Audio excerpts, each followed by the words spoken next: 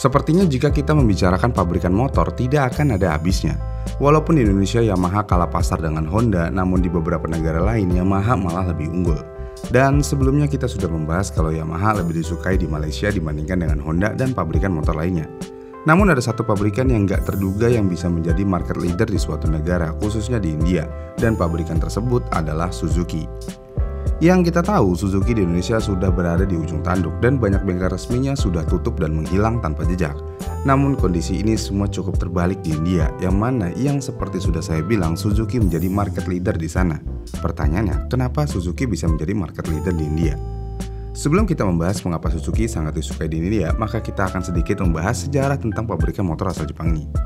Suzuki Corporation atau yang biasa kita kenal sebagai Suzuki adalah sebuah produsen otomotif asal Jepang yang terkenal karena memproduksi berbagai jenis kendaraan, termasuk sepeda motor, mobil, dan mesin perahu. Dan perusahaan ini didirikan oleh Michio Suzuki pada tahun 1909 di kota Hamamatsu, Jepang.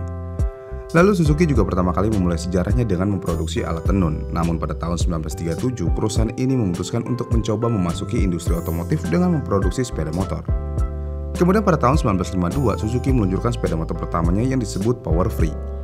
Kemudian pada tahun 1955, mereka memperkenalkan sepeda motor pertama mereka yang dilengkapi dengan mesin 4 tak yang dikenal dengan nama Suzuki Koleida Cox. Suzuki juga terus berkembang dan berinovasi dalam industri otomotif seiring berjalannya waktu, dan Suzuki juga memperluas produksiannya. Bukan hanya motor aja yang diproduksi olehnya, tetapi berbagai jenis kendaraan juga mulai diproduksi olehnya. Dan ini adalah kemajuan yang sangat bagus dan langkah yang tepat juga untuk Suzuki menepaki dunia otomotif. Lalu saat ini Suzuki menjadi salah satu produsen otomotif terkemuka di dunia dan memiliki jaringan distribusi global yang sangat luas. Merek Suzuki dikenal dengan kualitas andal dan inovatif. Ya meskipun di Indonesia dan Malaysia Suzuki penjualannya ya begitu-begitu aja, bahkan bisa dibilang mengenaskan. Namun Suzuki tetap memikirkan bagaimana langkah selanjutnya agar Suzuki tidak kalah jauh dari pabrikan motor lainnya, yaitu dengan fokus di pasar India. Dan faktanya adalah Suzuki India tidak hanya fokus di roda 2 aja, melainkan fokus di roda 4 juga. Yang berarti nama Suzuki mau itu motor atau mobil semuanya laku di India. Dan untuk pasar yang ada di India, Suzuki memulai dengan memproduksi knockdown atau perakitan sederhana suku cadang impor yang dilakukan oleh GM dan Ford pada tahun 1930-an. Kemudian Hindustan Motors dibentuk pada tahun 1942 dan diikuti oleh produsen mobil lainnya seperti Premier Automobiles, Telco atau saat ini Tata Motors, Ashok Leyland, dan Mahindra & Mahindra.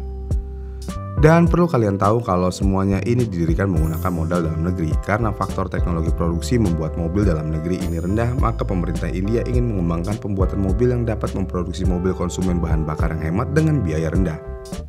Kemudian mereka juga meminta pembuatan mobil Jepang untuk memasuki pasar tersebut, dan inilah cara Suzuki memasuki pasar India.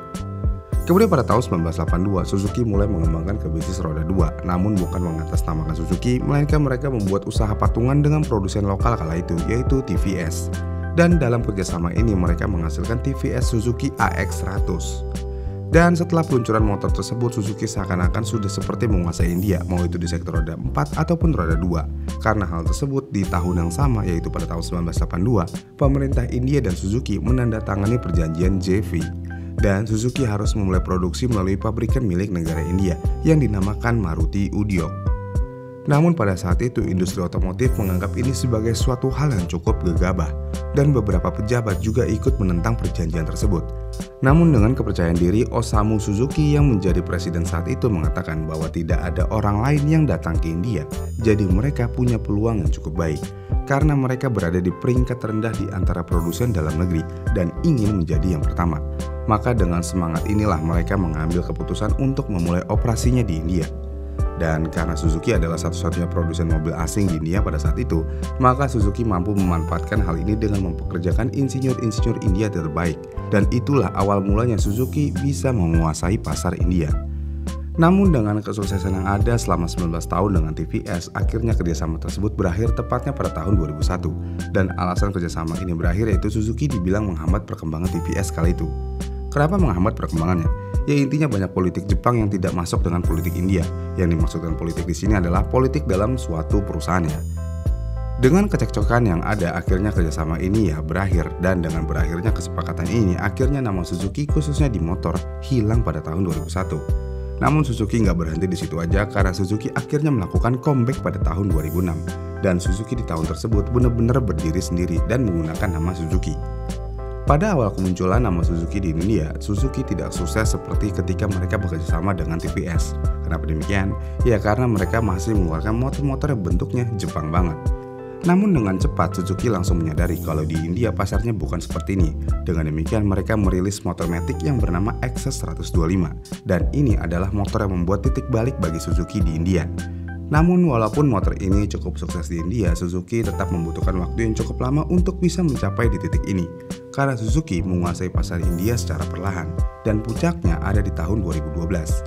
Suzuki India di tahun tersebut benar-benar mengalami puncak penjualan, dan uniknya tren ini bukannya menurun seperti di Indonesia, malah semakin melejit. Menurut data yang ada, pada tahun 2018 Suzuki bisa menjual 500.000 lebih motor. Kemudian pada tahun 2019 600.000 unit motor, dan puncaknya ada di tahun 2021 sebanyak 700.000 motor lebih. Benar-benar tren yang sangat baik. Pertanyaan utamanya, kenapa Suzuki India bisa sangat laku banget? Faktor paling utamanya adalah karena Suzuki adalah merek pertama yang berani datang di India, dan dalam proyeknya Suzuki juga joint venture atau gabung usaha dengan pemerintah India. Sehingga masyarakat tentunya memilih produk dalam negerinya sendiri, dan Suzuki kemudian terasa familiar di kalangan masyarakat India. Kemudian ada beberapa faktor lain yang membuat Suzuki sukses di negara India. Misalnya Suzuki yang telah memahami pasar India dengan baik dan memproduksi kendaraan yang sesuai dengan preferensi dan kebutuhan lokal. Sehingga mereka dapat memasarkan sepeda motor dan mobil dengan ukuran, fitur, dan harga yang sesuai dengan selera konsumen India. Kemudian Suzuki juga memiliki berbagai model yang mencakup berbagai segmen pasar, mulai dari sepeda motor yang ekonomis hingga ke mobil keluarga. Ya misalnya nih, model seperti Maruti Suzuki Alto dan Maruti Suzuki Swift telah menjadi populer di segmen mobil kecil. Lalu Suzuki juga berfokus pada pengembangan teknologi untuk meningkatkan efisiensi bahan bakar di kendaraan mereka. Dan hal inilah yang sangat penting di India, di mana konsumen sering mempertimbangkan biaya bahan bakar sebagai faktor utama dalam membeli kendaraan. Kemudian Suzuki juga telah membangun jaringan distribusi yang kuat dan juga luas di seluruh India. Dan hal ini memungkinkan mereka untuk mencapai konsumen di wilayah perkotaan maupun perdesaan India. Ya ini mirip kayak Honda di Indonesia sih. Selain itu Suzuki juga telah memasarkan produk-produk mereka dengan harga yang bersaing di pasar India. Dan mereka telah mampu menghadirkan kendaraan yang memberikan nilai tambah bagi konsumen dengan kisaran harga yang terjangkau bagi banyak konsumen. Lalu Suzuki juga dikenal karena memproduksi kendaraan yang sangat handal dan tahan lama. Dan hal ini tentu saja menciptakan kepercayaan kepada konsumen terhadap merek ini. Kemudian Suzuki juga mampu beradaptasi dengan cepat terhadap perubahan kebijakan dan preferensi konsumen di India, seperti meningkatkan permintaan terhadap mobil atau motor yang ramah lingkungan. Dan dengan pengembangan dan inovasi berkelanjutan, Suzuki juga terus melakukan penelitian dan pengembangan dengan memperkenalkan teknologi baru dan memenuhi standar emisi yang lebih ketat. Kemudian saat ini Suzuki menguasai lebih dari 45% market share maupun di sepeda motor ataupun mobil. Maka nggak heran kalau Vrindavan Style ini selalu dibawa ke Indonesia. Kenapa? Ya jelas, Indonesia nggak sanggup menyaingi penjualan India. Dengan demikian, ya Suzuki Indonesia ngangguk-ngangguk aja sama Suzuki India. Ya udah. Jadi ya Indonesia harus sabar-sabar aja menerima produk Vrindavan Suzuki. Lihat aja motor ini, tampangnya begitu banget. Kemudian di sektor mobilnya, Suzuki Indonesia juga ngambil plug ketiplek dari Vrindavan. Contohnya Suzuki Espresso. Bentuknya cukup aneh buat orang Indonesia, tapi buat orang India ini adalah sesuatu yang masterpiece. Kenapa? Ya karena orang India desain sih nomor 2, fungsi nomor 1. Dan untuk motornya, berapapun silindernya, kalau motor itu kencang, ya motor tersebut masuknya udah motorsport. Ya ini sangat berbeda kan dengan di Indonesia. Karena di Indonesia, kalau motorsport harus fairing dan mempunyai banyak silinder. Jadi kalau Indonesia tampilan nomor 1, kalau India fungsi nomor 1.